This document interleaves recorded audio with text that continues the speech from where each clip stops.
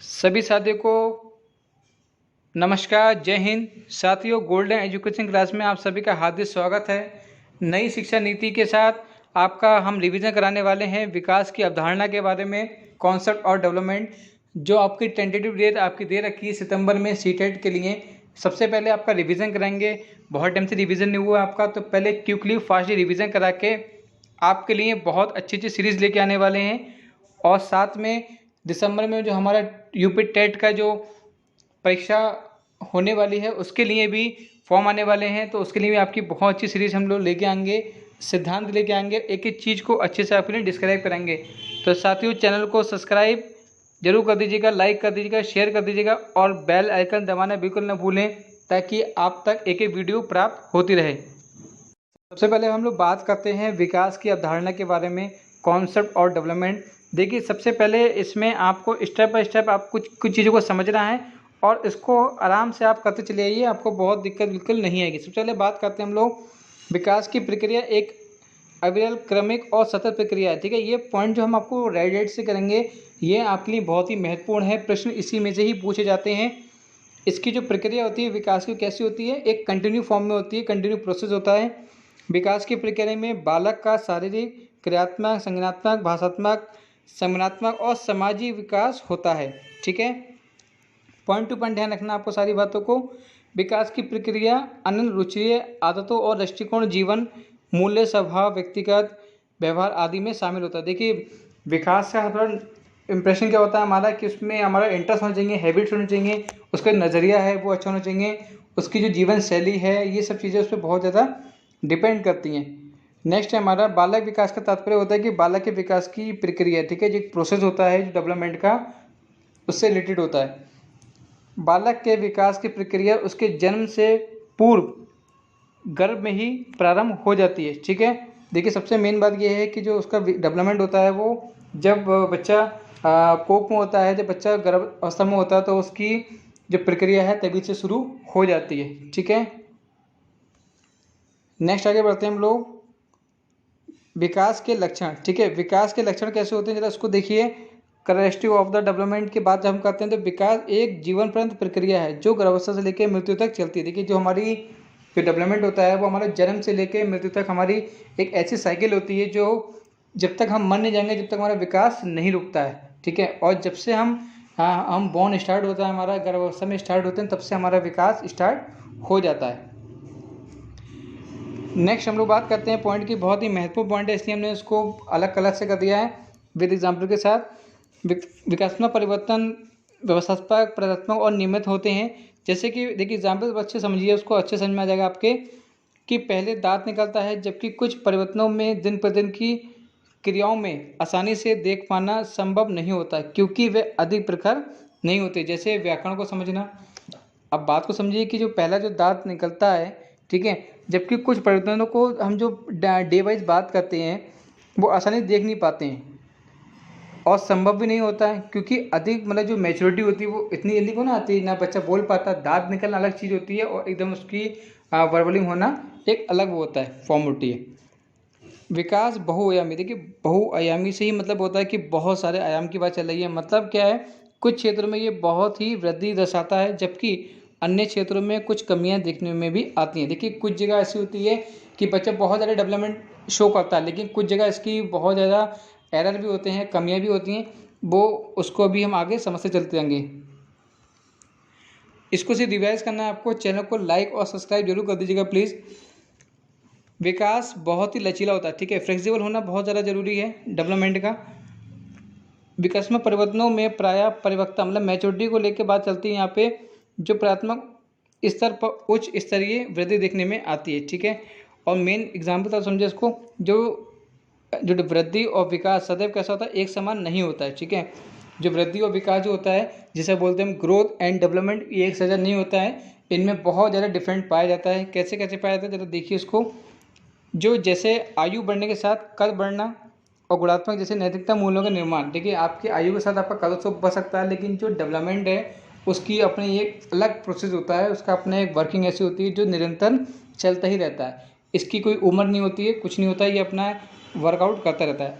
जैसे हमने यहाँ पे कुछ अंतर समझाने का प्रयास किया आपको इसको एक बार देख लीजिए, आपका रिवाइज हो जाएगा। वृद्धि और विकास का प्रयोग जो लोग पर्यायवाची शब्दों के रूप में करते हैं, ठीक है, मतलब लोग लगभग उसको एक ही मानते हैं कि इसका भी एक सिनोनिम एंटोनिम एक से हम लोग मान लेते हैं, लेकिन फिलहाल ऐसा होता नहीं है। अब जो कॉन्सेप्ट में देखा जाता है कि दोनों में बहुत अंतर पाया जाता है। क्या अंतर होता है, ज़रा एक बार ज़रा नज़र मारिए।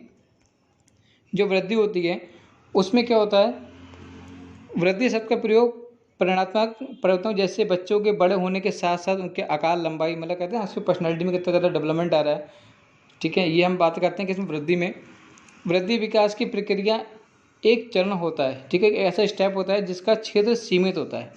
जो अब आपकी हाइट है, पर्सनैलिटी है, ये एक समय तक तो बढ़ेगी। आप 6 फीट 7 फीट एक समय तक तो बढ़ोगे। ये कौन है कि आप 50 साल के ऊपर 60 साल के तो आपकी मतलब हाइट बढ़ती चली जाएगी, ऐसा प्रोसेस नहीं होता है। वृद्धि की प्रक्रिया आजीवन नहीं चलती, ठीक है। बालक का जो मैच्योरिटी होने के साथ ही ये रुक जाती है, जैसे जैसे उसकी एज बढ़ती है वैसे उसका डेवलपमेंट उसका रुक जाता है। बालक की शारीरिक वृद्धि हो रही है, इसका अर्थ ये नहीं हो सकता है कि उसमें विकास भी हो रहा है। तो ये बात बिल्कुल फैक्ट है कि अगर आपकी मान लीजिए आपकी हाइट बढ़ती जरूरी नहीं, कुछ कुछ बच्चे इतने बड़े हो जाते हैं, लंबे हो जाते हैं, लेकिन उनकी जो डेवलपमेंट है, उनकी जो सोच है वो बच्चे जैसी होती है, तो उनका प्रॉपर तरीके से विकास नहीं हो पाता है। अब हम बात करते हैं विकास के बारे में, ताकि आपको दोनों के पहलू पता लग जाएं। विकास शब्द का प्रयोग परिणात्मक परिणतों के साथ साथ व्यवहारिक कार्यक्षमता, व्यवहार सुधार इत्यादि में होता है। देखिए, जो डेवलपमेंट होता है वो आपके बिहेवियर से लेके आपके काफ़ी ज़्यादा आपकी क्षमता है काम करने की, आपका जो जो वर्किंग है, माइंड प्रोसेस है, वो बहुत ज़्यादा चेंज जो दिखाता है वो दिखाता है विकास के माध्यम से, डेवलपमेंट के माध्यम से, ठीक है। चैनल को प्लीज़ लाइक जरूर कर दीजिएगा। विकास अपने आप में एक विस्तृत अर्थ है। देखिए, विकास जो है वो अपने आप में इतना बड़ा एक ब्रॉड एरिया है कि जिसको हम समेटना एक बहुत ज़्यादा मुमकिन सा है। जैसे कि हम कहते हैं सूरज को हमने अपनी माजी की तीली दिखाना, ये टॉर्च दिखाना, जैसे एग्जाम्पल की बात करते हैं, और जो वृद्धि होती है उसका बोलते हैं कि एक भाग है छोटा सा। विकास कैसी है, सतत प्रक्रिया। देखिए, ये सतत प्रक्रिया में जैसे क्वेश्चन अभी आपको मिलेंगे परीक्षाओं में, तो आपको ये सब चीज़ें ध्यान रखना पड़ेगा। हम जो को येलो कर देते हैं या अंडरलाइन कर देते हैं, ये आपको पॉइंट को ध्यान रखना पड़ेगा। बालक के परिपक्व होने के बाद भी ये चलती रहती है, ठीक है, जो उसकी मैच्योरिटी हो जाती है, तब भी ये जब तक हमारा अंत नहीं होगा, हम मर नहीं जाएंगे, तब तक ये हमारा विकास चलता रहता है। चाहे हम 100 साल की क्यों ना हो, कुछ ना कुछ डेवलपमेंट हमारी लाइफ में होता रहता है। बालक में विकास के लिए वृद्धि आवश्यक नहीं है, ये बात बिल्कुल फैक्ट है कि विकास के लिए वृद्धि की आवश्यकता नहीं है, लेकिन वृद्धि के लिए विकास की आवश्यकता बहुत ज़्यादा है। मानव विकास की जो अवस्थाएं होती हैं उनको जरा एक बार नज़र मारते हैं। मानव विकास एक सतत प्रक्रिया है, ठीक है, यहाँ से क्वेश्चन आना है। शारीरिक विकास तो एक सीमा है, परिपक्वता प्राप्त करने के बाद रुक जा सकता है, किंतु जो मनोशारीरिक प्रक्रिया में विकास निरंतर चलता रहता है। जो हमने आपको ऊपर बताया था, मनोशारीरिक क्रियाओं में अंतर्गत मानसिक, भाषाई संरचना, सामाजिक चित्रण, ये विकास में आते हैं, ठीक है, ये जरूर आपको ध्यान रखना है। अभी जो आप पेडागोजी से या शिक्षा शास्त्र संबंधित जो क्वेश्चन आप लेंगे, तो ये 3 पॉइंट आपके लिए बहुत ही महत्वपूर्ण होंगे, इनको आप ध्यान से याद रखिएगा, ठीक है। आगे बढ़ते हैं। हमारे इनका विकास विभिन्न आयु स्तरों में अलग अलग होता है, ठीक है। जो विभिन्न आयु स्तर में मानव विकास की जो अवस्थाएं कहते हैं, ठीक है, ये 2 पॉइंट इसके मिक्स हैं। मानव विकास की अवस्थाओं को 7 कालों में विभाजित किया गया। देखिए, यहाँ से बहुत ज़्यादा क्वेश्चन पूछा जाएगा। 7 काल हमने यहाँ पे आपको इंडिकेट करके दिखा दिए हैं। इन 7 काल को पढ़ लीजिए। आपके इस चैप्टर में से आपका 2 क्वेश्चन आपके कंफर्म है, ठीक है। इसी में से सबसे ज़्यादा पूछा जाता है। कौन कौन से? देखिए, गर्भावस्था की बात करते हैं तो गर्भाधान से लेकर जन्म तक, शैशवावस्था पूछते हैं तो जन्म से लेकर 5 वर्ष तक। बालावस्था की बात करते हैं तो 5 वर्ष से 12 वर्ष तक। किशोरावस्था की बात करते हैं तो 12 वर्ष से 18 वर्ष। युवावस्था की बात करते हैं 18 वर्ष से 25 वर्ष की बात करते हैं। और प्रौढ़ावस्था की बात करते हैं तो 25 से 55। और वृद्धावस्था की बात करते हैं 55 से मृत्यु तक। एक चीज़ मैं इसमें और आपको क्लियर करना चाहता हूँ कि कई सारे बच्चों का एक प्रश्न उठता है कि नहीं, हमारी पुस्तक में तो इसकी आयु इतनी कह रखी है, इतने वर्ष तक कह रखी है। तो ये मानव विकास की अवस्थाओं के जो काल हैं, ये हर पुस्तक में कुछ अलग अलग हैं, लेकिन ये आपका काफ़ी हद तक बिल्कुल सटीक है और इसमें बिल्कुल भी करेक्शन नहीं, कुछ नहीं, आपका बिल्कुल सही माना जाएगा। हर किताब में, कुछ किताबों में अलग अलग दे रखा होता है, छोटा आगे पीछे, तो इसको बिल्कुल आप मेंशन मत कीजिएगा। आप इसको कर लीजिए, आपका परीक्षाओं से यहाँ से क्वेश्चन बाहर नहीं जाएगा।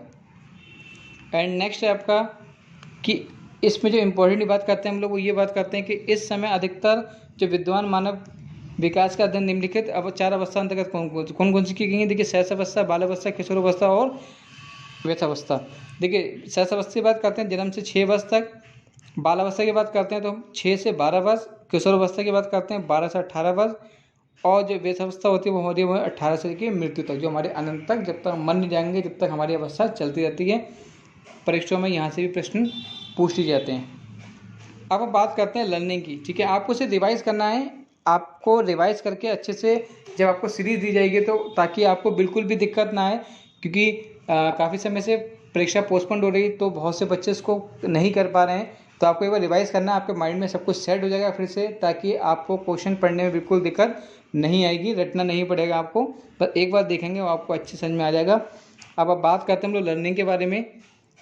अधिगम का जो अर्थ होता है वो होता है सीखना। ठीक है, जो मेन अधिगम का जो अर्थ होता है वो सीखना होता है। अधिगम एक प्रक्रिया है जो जीवन पर्यंत चलती रहती है, जिसके द्वारा हम कुछ ज्ञान अर्जित करते हैं। ठीक है, तथा जिसके द्वारा हमारे व्यवहार में क्या होता है, परिवर्तन होता है।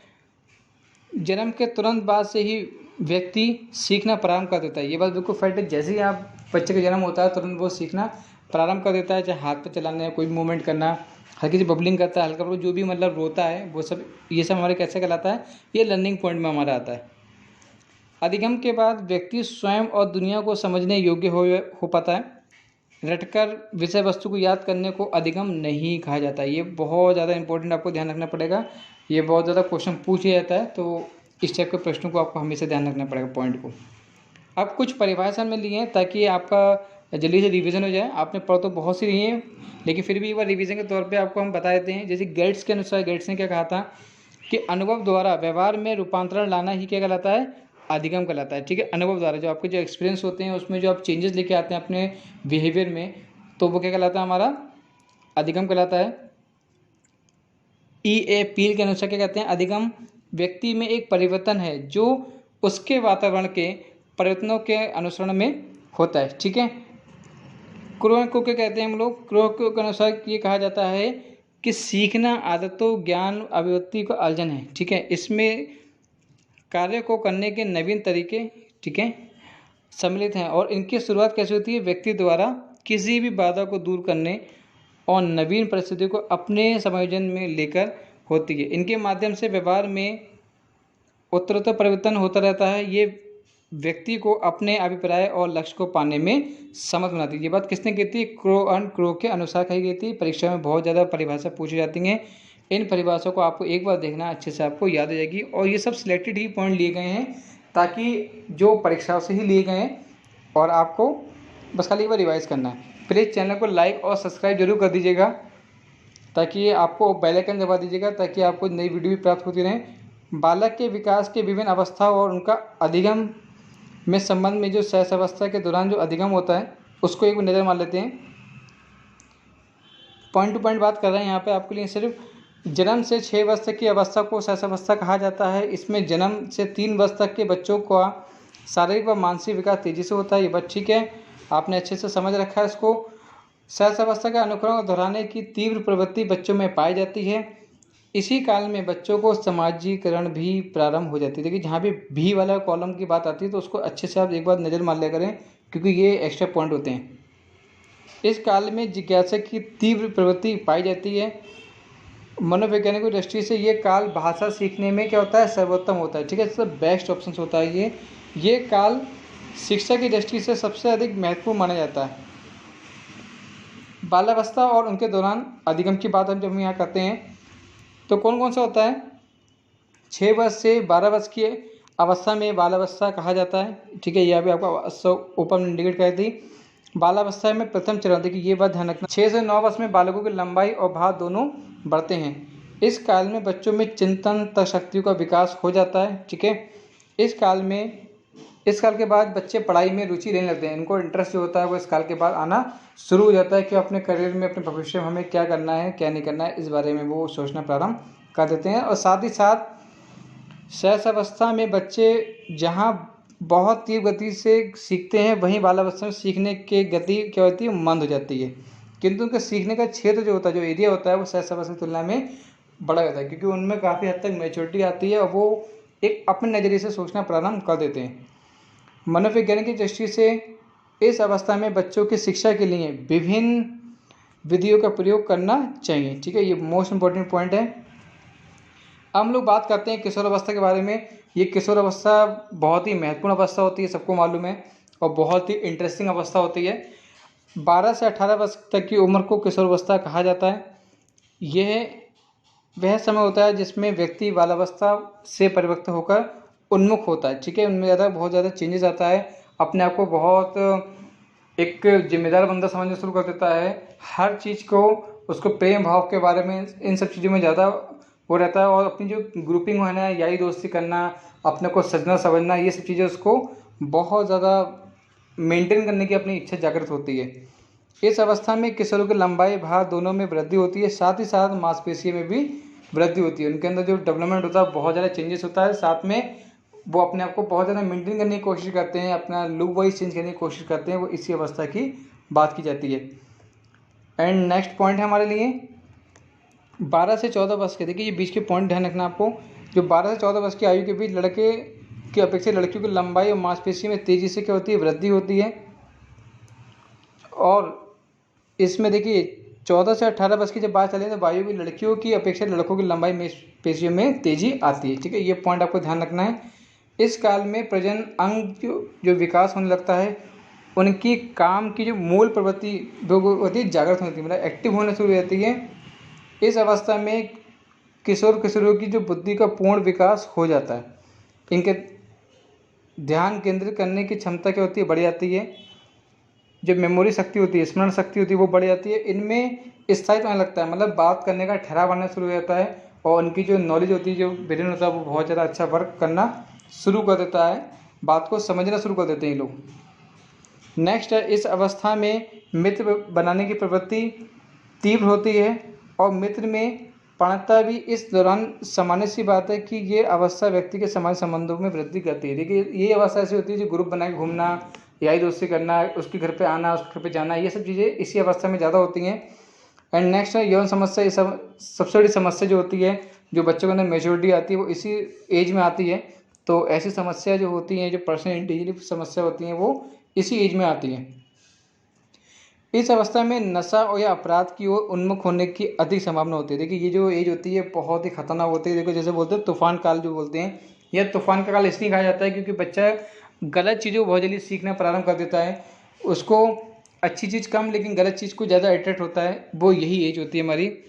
एंड नेक्स्ट पॉइंट है हमारा किशोरावस्था के शारीरिक बदलावों के प्रभाव से किशोर के जीवन के सामाजिक और मनोवैज्ञानिक पहलू में पड़ता है।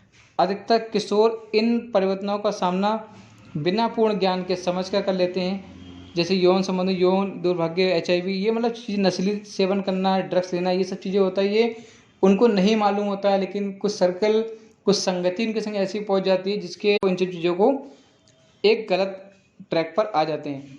इस अवस्था में इन्हें शिक्षकों, मित्रों और अभिभावकों का सही मार्गदर्शन एवं सलाह की आवश्यकता पड़ती है।